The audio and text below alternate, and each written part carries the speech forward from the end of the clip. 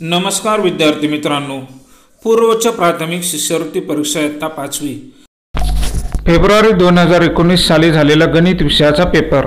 एकूण 26 प्रश्नापासून ते 75 प्रश्नापर्यंत संपूर्ण प्रश्नांची उत्तरे मी स्पष्टीकरणासह आपल्याला एकूण 3 भागामध्ये देणार आहेत। आजचा जो आपला हा पहिलाच भाग आहे, या पहिल्या भागामध्ये मी 15 प्रश्नांची उत्तरे आपल्याला स्पष्टीकरणासह देणार आहे।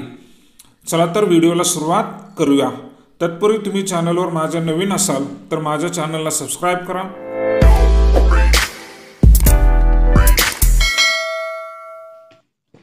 आपण या ठिकाणी पहिला प्रश्न पाहूया। 5,09,77,599 या संख्येनंतर येणारी क्रमिक संख्या कोणती? तर तुम्हाला या ठिकाणी प्रश्न विचारलेला आहे 5,09,77,599 या संख्येनंतर येणारी क्रमिक संख्या। तर आपल्याला सगळ्यांना माहिती आहे 5 कोटी या संख्येमध्ये एकूण जेवढे अंक आहेत तेवढे अंक आपल्याला आधी काउंट करावे लागेल। 5,09,00,000 तर आपल्याला या ठिकाणी 2 ठिकाणी 5,09,00,000 ही संख्या दिसत आहे, या ठिकाणी नाही आहे त्यामुळे हा पर्याय बाद आहे। या ठिकाणी 5,97,00,000 आहे त्यामुळे हा पर्याय बाद आहे। तर आपल्याला या 2 पर्यायामधून ती संख्या निवडायची आहे। तर आपल्याला 5,09,77,599 5,09,77,600 आणि 5,09,77,599 तर आपल्याला पुढची संख्या मिळालेली आहे, म्हणजे आपल्याला +1 करावं लागणार आहे। दिलेल्या संख्येमध्ये +1 मिळवल्यानंतर आपल्याला जी संख्या मिळणार आहे ती आहे 5,09,77,600। त्यामुळे आपलं जे उत्तर आहे पर्याय क्रमांक 1 अचूक उत्तर।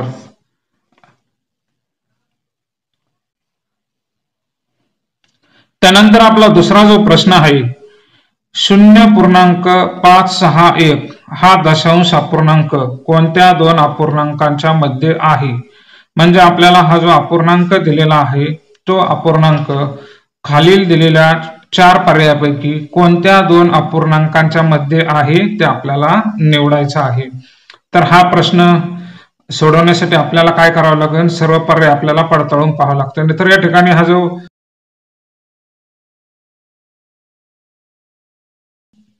0.561 आणि हा अपूर्णांक जो आहे दशांश अपूर्णांक तो कोणत्या 2 अपूर्णांकांच्या मध्ये आहे ते आपल्याला निवडायचा आहे। तर सर्वप्रथम आपण पहिला जो पर्याय आहे तो आपण 3 दशांश स्थानापर्यंत पुढे लिहूया। तर या ठिकाणी पहिला जो अपूर्णांक आहे तो 0.5 आहे आणि त्या ठिकाणी पुढच्या 2 संख्या नाहीत तर आपण 0 मांडायचा आहे। त्यानंतर पुढची जी संख्या आहे 0.56 म्हणजे आपल्याला ते ठरवण्यासाठी 0.560 या 2 अपूर्णांकांच्या दरम्यान ही संख्या आहे का ते आपल्याला पडताळावं लागेल। त्यानंतर दुसरा जो पर्याय दिलेला आहे 0.50 म्हणजे आपल्याला 3 स्थानापर्यंत संख्या घेण्यासाठी आपण 0 मांडूया आणि या ठिकाणी 0.60 आणि त्या ठिकाणी 2च संख्या आहेत, आपल्याला अजून एक संख्या घ्यावी लागेल। या 2 संख्यांच्या दरम्यान आहे का? आणि तिसरी जो आहे 0.562 ही पुढची संख्या असल्यामुळे हा पर्याय बाद झालेला आहे। त्यानंतर पहा चौथा जो पर्याय आहे 0.56 या ठिकाणी पुढची तिसरी संख्याने आपण 0 घ्यायचा आहे। 0 घेतल्यानंतर पुढचा जो अपूर्णांक आहे 0.570 या दरम्यान तो अपूर्णांक आहे का? तर 561 म्हणजे 561 आहे, इथं 560 म्हणजे 560 561 562 या दरम्यान ही संख्या आहे।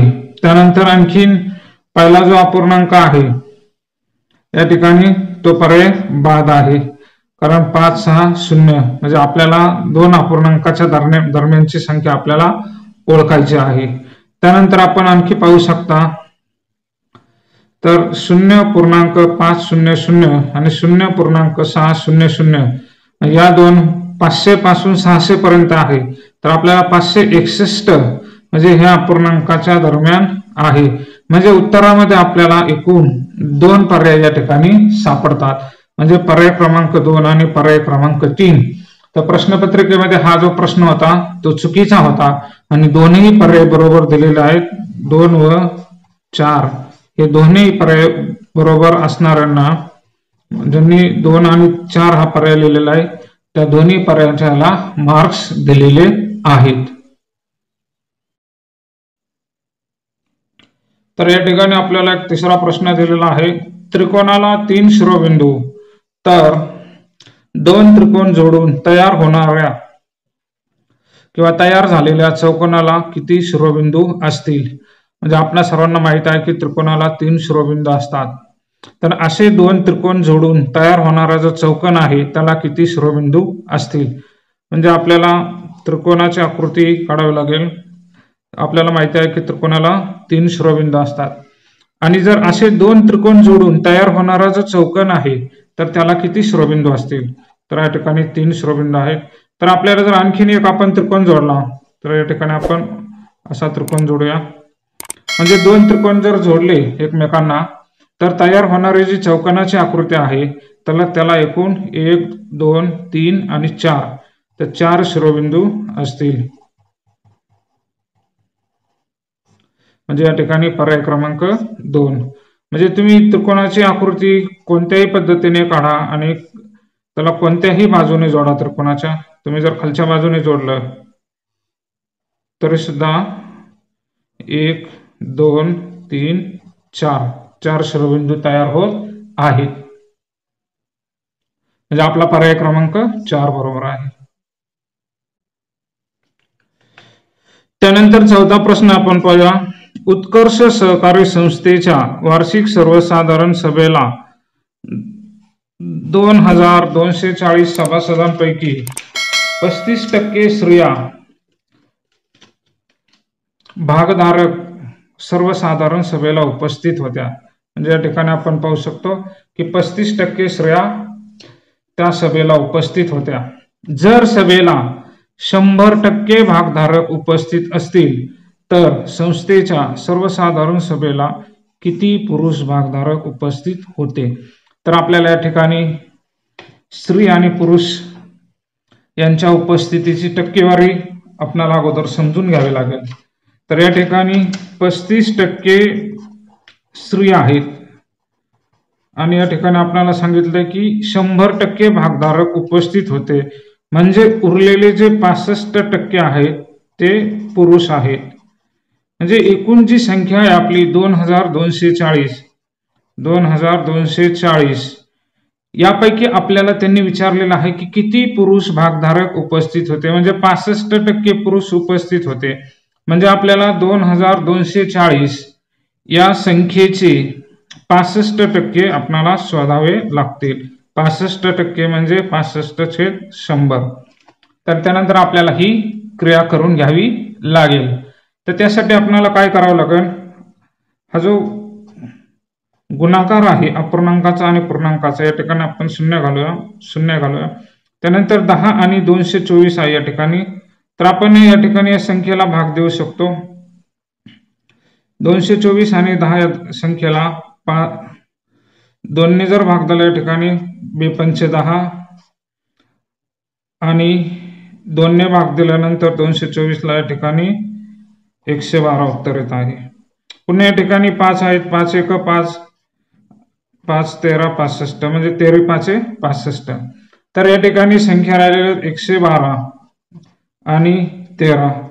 खाली काहीच नाही, 1 आहे. त्यांचा गुणाकार केल्यानंतर तो एकच येणार आहे आणि 1 ने कोणत्याही संख्येला भागल्यावर उत्तर आपलं तेच येणार. त्यानंतर हा जो गुणाकार आहे 112 × 13 आपण करून घ्यायचा आहे. 3×2 = 6, 3×1 = 3, 3×1 = 3. त्यानंतर 1 ने गुणायचं आहे. 2×1 = 2, 1×1 = 1, 1×1 = 1.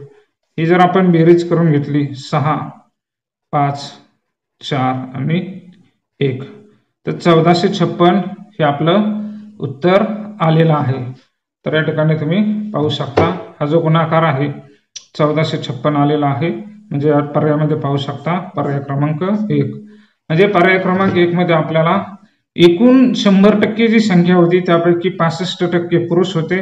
एकूण सभासदांच्या 65% जी रक्कम आहे ती पुरुषांची आहे, ते आपण काढलेले आहे. म्हणजे पर्याय क्रमांक 1 हे उत्तर बरोबर आहे.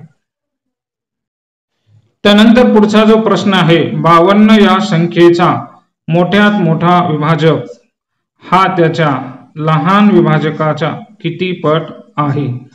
तर आपल्याला सर्वांना माहीत आहे की कोणत्याही संख्येचे विभाजक जर आपल्याला लिहायचे असतील तर आपल्याला सर्वांना माहीत आहे की त्या संख्येचे सर्वात लहान विभाजक जो असतो तो 1 असतो. म्हणजे 1 हा प्रत्येक संख्येचा विभाजक असतो. आपल्याला लहान आणि मोठा विचारलेला आहे, तर मोठा जो विभाजक असतो तर तो दिलेली संख्या असते. म्हणजे 52चे जर तुम्हाला विभाजक लिहायचे असतील तर आपल्याला 1 हा लहान विभाजक आणि मोठ्यात मोठा जो विभाजक आहे तो 52 आहे. आपल्याला मधले विभाजक लिहिण्याची आवश्यकता नाही, कारण आपल्याला मोठा विभाजक आणि लहान विभाजक यांच्यातले किती पट आहे ते विचारलेलं आहे. म्हणजे 1 ही संख्या जी आहे, 1 हा लहान विभाजक आणि 52 हा मोठा विभाजक आहे. आणि 1 ही संख्या 52च्या किती पट आहे तर ते आपल्याला लगेच लक्षात येईल. 1 ही संख्या जी आहे 52च्या 52 पट आहे. म्हणजे पर्याय क्रमांक 4 हे उत्तर बरोबर आहे. फक्त आपल्याला ते अगोदर समजलं पाहिजे की दिलेल्या संख्येचे विभाजक लहान विभाजक कोणता आहे, मोठा विभाजक कोणता आहे, किंवा इतर जे विभाजक असतील ते त्या ठिकाणी आपल्याला लिहिता आले पाहिजे. ठीक आहे.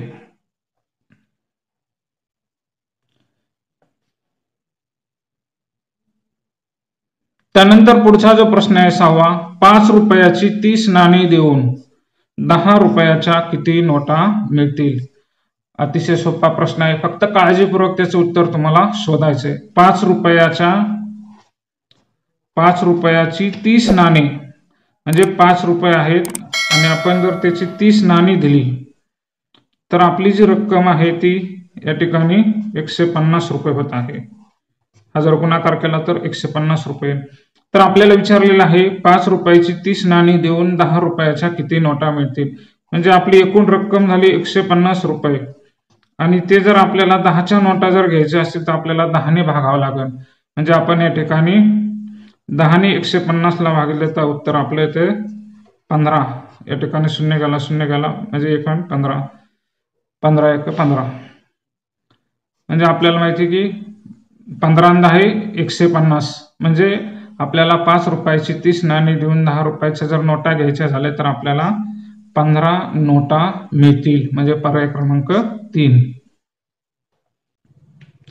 त्यानंतर पुढील प्रश्न विचारलेला आहे 1 ते 9 या क्रमिक अंकापैकी कोणतेही 6 अंक प्रत्येकी एकदाच वापरून तयार होणारी मोठ्यात मोठी विषम संख्या. म्हणजे आपल्याला 1 ते 9 मधील क्रमिक अंकापैकी कोणतेही 6 अंक वापरायचे आहेत, तेही प्रत्येकी एकदाच, आणि तयार होणारी मोठ्यात मोठी विषम संख्या व लहानात लहान समसंख्या. म्हणजे 6 अंकी मोठ्यात मोठी आणि 6 अंकी लहानात लहान समसंख्या आपल्याला तयार करायची आहे आणि त्यांची आपल्याला बेरीज झाली. तर आपल्याला 1 ते 9 क्रमिक अंकापैकी कोणतेही 6 अंक वापरायचे आहेत आणि मोठी संख्या तयार करण्यासाठी आपल्याला ते अंक उतरत्या क्रमाने. तर आपण अगोदर मोठी संख्या तयार करू. मोठी संख्या तयार करण्यासाठी आपल्याला उतरत्या क्रमाने यावं लागेल. 9 8 7 6 5 आणि 4. तर ही 6 अंकी मोठ्यात मोठी संख्या तयार झालेली आहे, परंतु या ठिकाणी हा 4 जो अंक आहे तो सम आहे. आपल्याला विषम संख्या विचारलेली आहे, त्यामुळे आपल्याला पुढचा अंक घ्यावा लागेल. म्हणजे ती संख्या तयार होईल 9 8 7 6 5. 4 ही समसंख्या आहे. आपल्याला विषम संख्या घ्यायची आहे, म्हणून 4च्या अगोदरचा जो अंक आहे 3 आपण घ्यायचा आहे. म्हणजे आपली ही 6 अंकी मोठ्यात मोठी विषम संख्या तयार झालेली आहे. आणि आता आपल्याला 6 अंकीच लहानात लहान समसंख्या तयार करायची आहे. लहान संख्या तयार करण्यासाठी आपल्याला ते चढत्या क्रमाने अंक घ्यावे लागतील. 1 2 3 4 5 आणि 6. तर या ठिकाणी आपण पाहू शकता समसंख्या म्हणजे बरोबर हे अंक आलेले आहेत. म्हणजे ही समसंख्या तयार झालेली आहे आणि ही विषम संख्या तयार झालेली आहे. ही लहानात लहान जी संख्या होती ती आपण बरोबर तयार केलेली आहे आणि विषम संख्या तयार करताना या ठिकाणी 4 आलेला होता. 4 ही समसंख्या आहे, त्याच्याऐवजी आपल्याला पुढचा अंक जो 3 होता तो या ठिकाणी घ्यावायचा आहे. तर यांची जर आपण बेरीज केली 3 आणि 6 9, 5 आणि 5 10, चाला 1, 6 आणि 4 10 11, पुन्हा चाला 1, 7 आणि 3 10 ने 11, पुन्हा 1 हातचा 8 10 1 11, पुन्हा 1 हातचा आलेला 9 1 10 ने 11. म्हणजे या ठिकाणी तुम्ही पाहू शकता 11,11,109 ही बेरीज आलेली आहे. तर या ठिकाणी आपण पाहू शकता पर्याय क्रमांक 2 जो आहे तो आपला बरोबर आहे. फक्त आपल्याला जी संख्या तयार करायची ती अचूक तयार करता आली पाहिजे, तरच आपलं उत्तर बरोबर येणार आहे. पुढील प्रश्न. पुढचा जो प्रश्न आहे या ठिकाणी आपण पाहू शकता ओंकार परीक्षेत 510 गुण मिळवून उत्तीर्ण झाला. जर त्याला 68% गुण मिळाले असतील तर ती परीक्षा किती गुणांची होती? तर या ठिकाणी आपल्याला एकूण प्राप्त गुण दिलेले आहेत आणि एकूण टक्केवारी दिलेली, तर आपल्याला ती परीक्षा किती गुणांची होती ते दिलेलं नाही. तर ते आपल्याला विचारलेलं आहे. म्हणजे एखाद्या संख्येचे आपल्याला 68% काढायचे आहेत आणि ते उत्तर 510 आणायचं आहे. तर आपल्या सर्वांना माहित आहे की टक्केवारी कशा पद्धतीने काढतात. एखाद्या संख्येचे जर दिलेले टक्के काढायचे असतील तर याच पद्धतीने आपण हे सूत्र वापरू शकतो. तर तुम्ही एक लक्षात घ्या, कोणतीही परीक्षा जर असेल तर ती परीक्षा 100 200 300 350 450 या गुणांपैकी असते. तर या ठिकाणी 510 दिलेला आहे. 510 पैकी 510 जर असेल तर उत्तर 100% आलं असते, त्यामुळे हा पर्याय बाद आहे. त्यानंतर उरलेले जे 3 पर्याय आहेत या ठिकाणी 680 दिलेला आहे. 680 पैकी राऊंड फिगर मध्ये जर केलं तर अशी एकूण गुणांची परीक्षा नसते. तर राहिले 2 जे पर्याय आहेत 750 आणि 800, तर आपण या 2 संख्यांची टक्केवारी काढल्यानंतर आपल्याला ते उत्तर मिळून जाईल. या ठिकाणी 750 जे आहेत 750 आणि त्या संख्येचे जर 68% आपण काढले तर आपलं उत्तर येते का आपल्याला ते पडताळून पाहावं लागेल. तर या ठिकाणी काय करायचं आपल्याला 750 चे 68% जर 510 झाले तर आपलं उत्तर बरोबर येईल. तर या ठिकाणी आपण त्याला सोपे रूप देऊया. या ठिकाणी हा 0 गेला 0 गेला, तर या ठिकाणी 10 आहे आणि या ठिकाणी 75 आहे. 10 आणि 75 या 2 संख्यांना भाग जाईल अशी संख्या आहे 5. 5 ने आपण भाग देऊ शकता. 5 दुने 10 आणि 15 5 75. त्यानंतर 2 आहे, या ठिकाणी 68 आहे. 2 ने आपण भाग द्या, 2 1 2. त्यानंतर 2 ने 68 ला भाग दिला, या ठिकाणी 34 आलेला आहे. त्यानंतर राहिल्या 2 संख्या 15 आणि 34 यांचा आपण गुणाकार करूया. 15 आणि 34 चा जो गुणाकार आहे त्या ठिकाणी 4 25 आले 2, 4 1 4 आणि 2 6. त्यानंतर 3 5 15 आला 1, 3 1 3 आणि 4. त्यानंतर पहा 0 6 5 11 चाला 1, या ठिकाणी 510 आलेला आहे.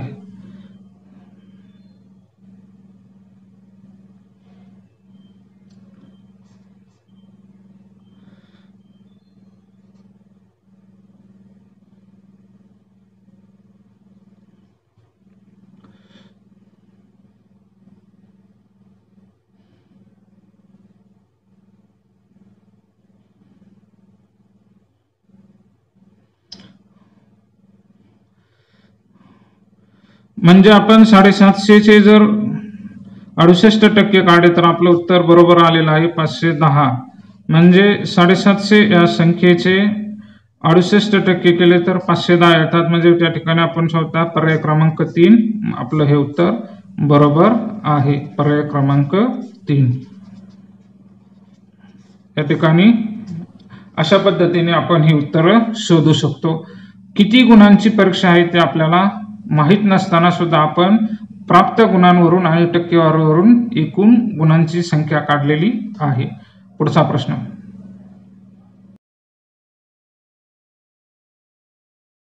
त्यानंतर पुढचा जो प्रश्न आहे ठिकाणी अपूर्णांकावर आधारित आहे. 3/5, 3/2, 3/8, 3/7 या अपूर्णांकाची उतरत्या क्रमाने मांडणी केली असता सर्वात मोठा अपूर्णांक व सर्वात लहान अपूर्णांक यांच्यातील फरक किती?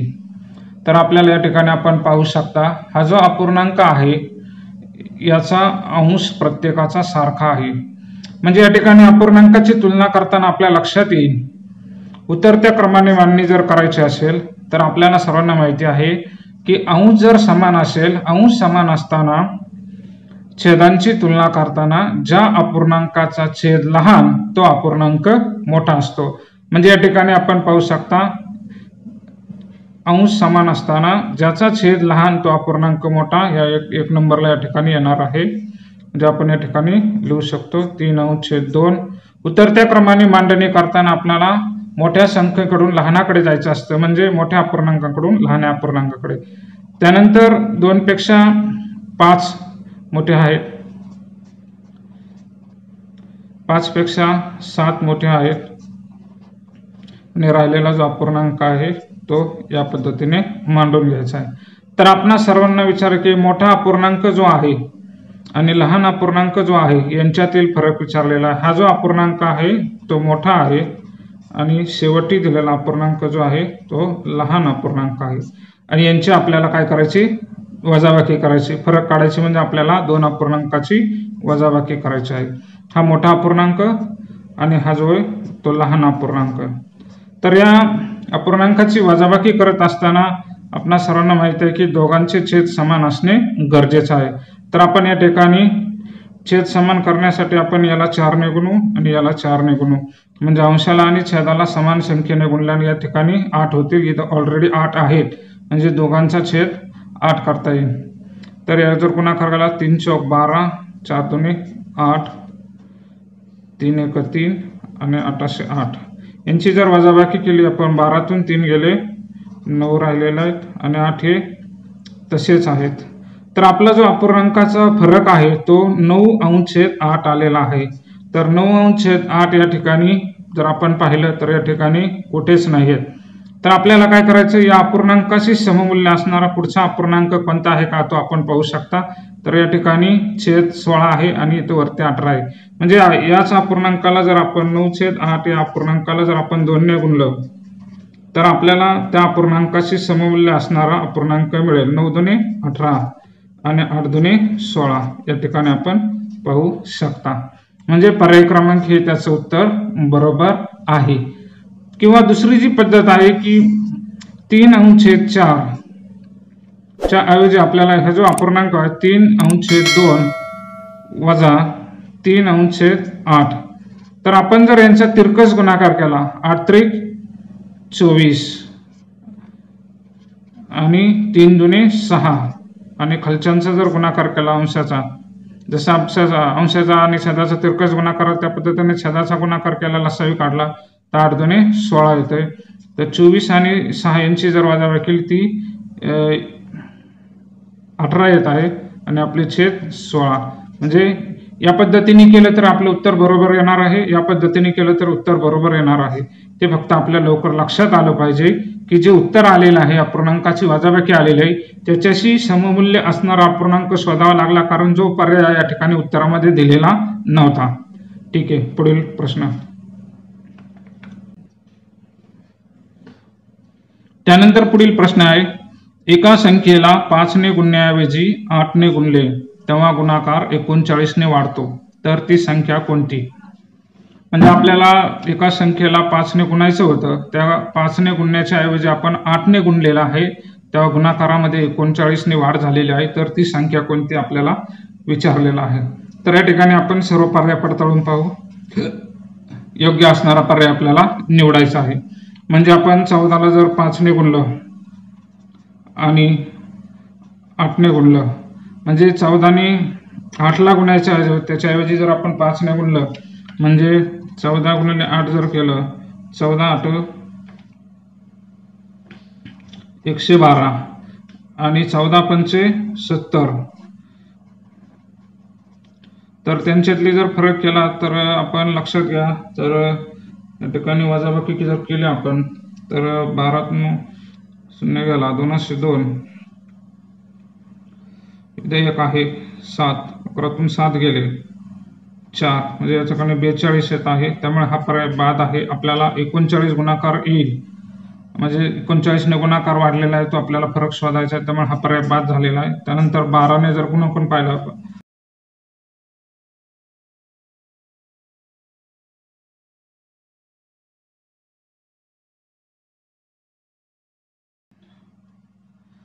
आपण या ठिकाणी पाहू शकता 12चा जर गुणाकार केला, 12 आणि 8चा जर गुणाकार 12 8 96, आणि 12 ने जर 5 ला गुणलं 12 पंचे 60, आणि यांच्यातला जर फरक काढला 96 मधून 60 गेले तर उत्तर येते 36. आपल्याला 39 पाहिजे, त्यामुळे हा सुद्धा पर्याय बाद झालेला आहे. त्यानंतर पुढची संख्या आहे 13. 13 आणि 8 यांचा जर गुणाकार केला 13 गुणिले 8 याचं जे उत्तर आहे 13 गुणिले 8 आपण जर केलं 13 8 104, आणि 13 पंचे 65, आणि यांची जर वजाबाकी केली तर आपण या ठिकाणी पाहू शकता 39 येत आहे. म्हणजे पर्याय क्रमांक 3 हा बरोबर आहे. म्हणजे ती जी संख्या होती 13 या संख्येला जर आपण 5 ने गुणलं तर 65 येते, आणि 13 या संख्येला 8 ने गुणलं तर 104 येते, आणि दोघांचे जर फरक काढला तर 39 येते. म्हणजे गुणाकार 39 ने वाढला, त्यामुळे ती संख्या जी आहे आपलं उत्तर 13 बरोबर आहे. पर्याय क्रमांक 3. पुढील प्रश्न. पुढचा जो प्रश्न आहे आपल्याला खालीलपैकी चुकीची पदावली कोणती. आपल्याला पदावलीवर आधारित हा प्रश्न आहे. पदावली सोडवण्याचा क्रम आपल्याला माहीत असला पाहिजे. पदावली सोडवण्याचा जो क्रम आहे, कंसाची क्रिया अगोदर करायची, कंचे भा गु बे व, म्हणजे या क्रमाने आपल्याला पदावली सोडायची असते. कंसाचे भागाकार, गुणाकार, बेरीज, वजाबाकी, म्हणजे डावीकडून उजवीकडून जी क्रिया अगोदर येईल ती आपल्याला या क्रमाने करायची आहे. आपण आता सर्व पर्याय आपल्याला पडताळून पाहावे लागतील, कारण चुकीची पदावली ओळखण्यासाठी सांगितलेली आहे. त्यामुळे आपल्याला सर्व पदावली सोडवाव्या लागतील. या ठिकाणी पहिली जी पदावली आहे तर या ठिकाणी गुणाकार अगोदर आलेला आहे आणि भागाकार पण आलेला आहे, आणि हे जर दोन्ही क्रिया केल्या 7 8 56 आणि भागिले पुन्हा 4 आहे, तर आपण 4 ने 56 ला भागितलं तर उत्तर आपलं 14 येते. म्हणजे ही पदावली तुमची बरोबर आहे. आपल्याला चुकीची पदावली ओळखायची आहे. त्यानंतर दुसरा पर्याय पडताळून पाहू. तर या ठिकाणी भागाकार आणि गुणाकार दोन्ही क्रिया आलेल्या आहेत, तर आपल्याला डावीकडून उजवीकडे जी क्रिया अगोदर येईल ती आपल्याला करायची आहे. 27 भागिले 3 जर आपण केलं तर आपल्या सर्वांना माहिती आहे 9 त्रिक 27, 27 भागिले 3 जे उत्तर आहे 9, आणि इथे या ठिकाणी गुणाकाराची क्रिया आहे आणि 3 उत्तर आहे, आणि जर आपण केला 9 त्रिक 27 येत आहे, आणि या ठिकाणी 9 दिलेला आहे. त्यामुळे हा पर्याय चुकीचा आहे. म्हणजे ही जी पदावली आहे चुकीची आहे. या ठिकाणी आपल्याला पर्याय उत्तर मिळालेलं आहे, त्यामुळे पुढच्या पदावल्या पडताळण्याची आवश्यकता नाही आहे. ठीक आहे. पर्याय क्रमांक 2 हे चुकीची पदावली आहे. पुढचा प्रश्न या ठिकाणी आपण पाहू शकता 12वा क्रमांकाचा प्रश्न. जोसेफने 3.5 रुपयाला एक पेन्सिल या दराने अर्धा डझन पेन्सिली व 12.5 रुपयाचा एक पेन या दराने 2 पेन विकत घेतले. पेन्सिली आणि पेन या ठिकाणी विकत घेतलेले आहे. दुकानदाराला 50 रुपयाची नोट दिली तर दुकानदार जोसेफला किती रुपये परत करेल.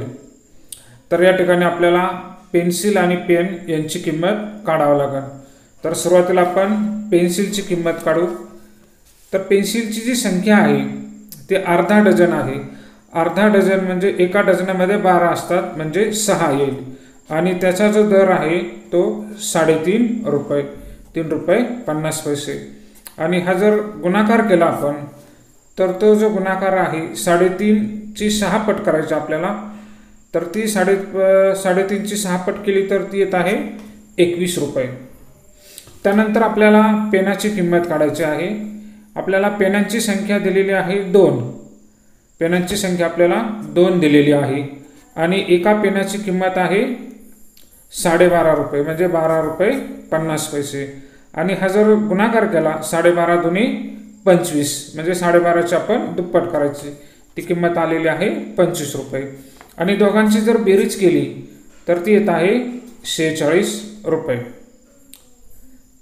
आणि या ठिकाणी आपल्याला खरेदी किंमत मिळालेली आहे. खरेदी किंमत आलेली आहे आपली 46 रुपये. आता या ठिकाणी दुकानदाराला 50 रुपयाची नोट दिलेली आहे. आपण या ठिकाणी लिहूया. दुकानदाराला जर आपण 50 रुपयाची नोट दिली आणि आपण दुकानदाराने आपल्याकडून घ्यायची रक्कम आहे 46 रुपये आणि आपण त्यांची जर वजाबाकी केली तर ती जी वजाबाकी आहे ती येत आहे 4 रुपये. या ठिकाणी तिसरा पर्याय बरोबर आहे, 4 रुपये. या ठिकाणी आपण वजाबाकी केलेली आहे. 50 वजा 46, 4 आलेले आहे. पर्याय क्रमांक 3.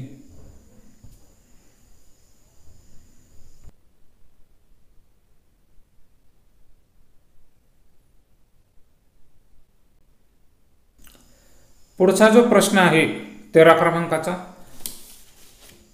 ऋतुजाने प्रणवला दशादशे 8 दराने 2500 रुपये 6 महिन्यासाठी सरळ व्याजाने दिले, तर प्रणव ऋतुजाला 6 महिन्याचे किती व्याज देईल?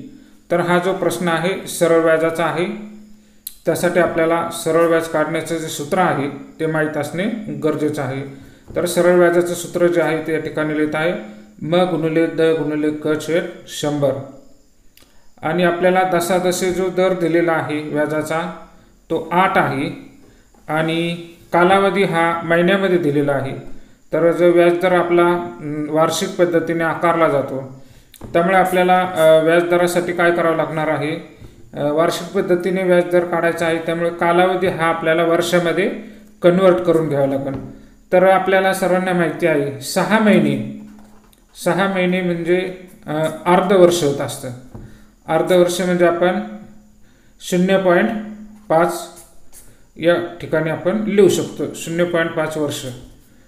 तर आपल्याला या सूत्रामध्ये किमती टाकायच्या, त्या ठिकाणी आपण किमती टाकायच्या. मुद्दल आपली 2500 आहे, 2500 आणि 8 आपलं हे व्याजदर आहे आणि आपण कालावधी टाकलेला आहे 0.5 आणि छेद 100. या ठिकाणी 2 शून्य घातलेले आहेत.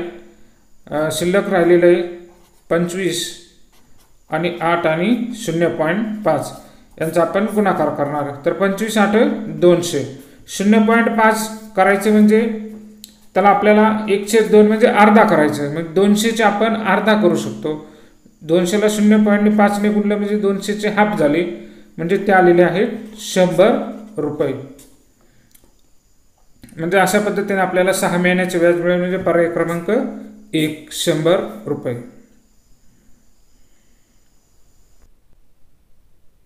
नंतर पुढील प्रश्न पाहूया 14 क्रमांकाचा.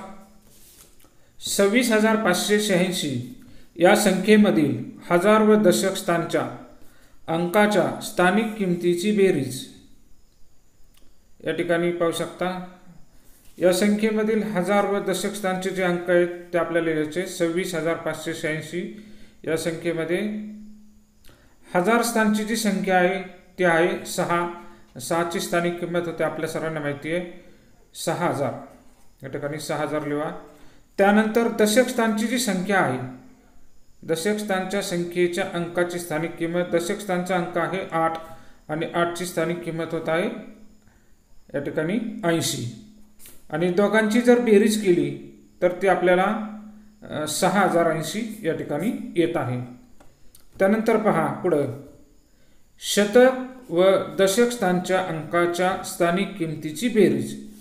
पुन्हा आपल्याला त्या संख्येमध्ये असणारा शतक स्थानचा जो अंक आहे तो आहे 5. मग 5ची स्थानिक किंमत आहे 500.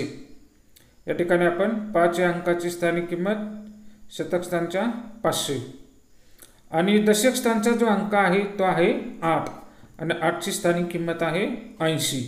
आणि दोघांची जर आपण बेरीज केली ती येत आहे 580. तर आपल्याला या स्थानिक किमतीच्या बेरजेमधला फरक विचारलेला आहे. म्हणजे आपल्याला दोन संख्या ज्या तयार झालेल्या आहेत त्या दोन संख्यामधला आपल्याला फरक काढावा लागणार आहे.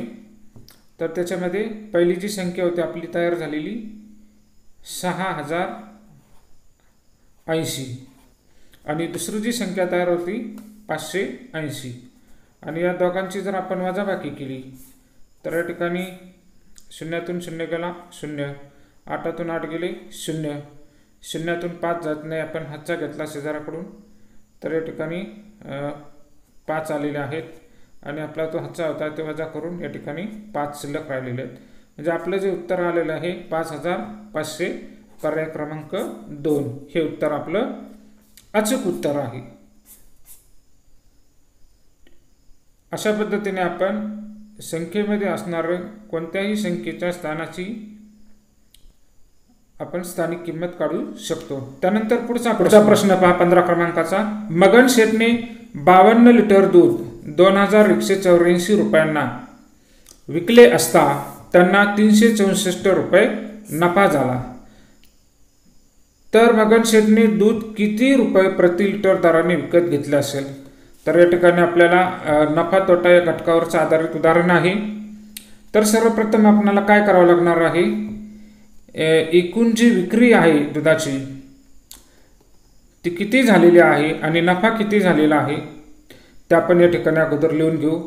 विक्री किंमत जी आहे त्या ठिकाणी 2184 म्हणजे 2184 ही विक्री किंमत आहे आणि या ठिकाणी मगन शेठला नफा झालेला आहे 364 रुपये. तर मगन शेठने दूध किती रुपये प्रति लिटर दराने विकत घेतले? तर आपल्याला अगोदर खरेदी किंमत काढावं लागणार आहे. या ठिकाणी आपल्याला खरेदी किंमत काढायची. तर खरेदी किंमतीचे जे सूत्र आहे खरेदी बरोबर विक्री वजा नफा.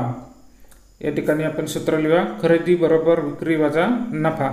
म्हणजे विक्री किंमतीमधून नफा वजा केल्यास आपल्याला खरेदी किंमत मिळून जाईल. आपण या दोन्ही संख्येची वजाबाकी करून घेऊ. तर या ठिकाणी विक्री किंमत वजा नफा जर केलं तर आपल्याला खरेदी किंमत मिळून जाईल. 4तून 4 गेले 0, 8तून 6 गेले 2, 1 मधून 3 जात नाही, शेजाराकडून हातचा घेतला, मधून 3 गेले, या ठिकाणी 11 झाले, 11तून 3 गेले 8 राहिले आणि एक हातचा वजा केला 1 राहिले. म्हणजे 1820 ही काय झाली आपली खरेदी किंमत आलेली आहे. म्हणजे दूध खरेदी किंमत आपल्याला मिळालेली आहे. आता आपल्याला त्या दूध खरेदी किंमतीचा दर काढायचा आहे. तर आपली जी 1820 रुपये खरेदी किंमत आहे आणि त्यासाठी आपल्याला 52 लिटर दूध आहे त्यामुळे आपल्याला 52 ने भागावं लागणार आहे. आता हा भागाकार करावा लागेल आपल्याला. दोन्ही संख्यांना 2 ने भाग द्या. 2 ने भाग दिल्यानंतर दोन्ही संख्यांना 2 ने भाग जात आहे. 52 ला आपण भाग देऊ 2 ने, उत्तर आलेलं आहे 26. कारण 26 दुने 52. या ठिकाणी 26 लिहा. त्यानंतर 1820 ला 2 ने भाग द्या तर ते उत्तर आहे 910 रुपये. 910 भागिले 26. त्यानंतर 26 आणि 910 या संख्येला आपण 2 ने भाग द्या. 13 13 13 दुने 26. त्यानंतर 2 ने भाग दिला आपण 910 ला तर ते 400. आपण 2 ने भाग दिला 4, 2 चौक 8, 1 हातचा 11 आणि 2 पंचे 10.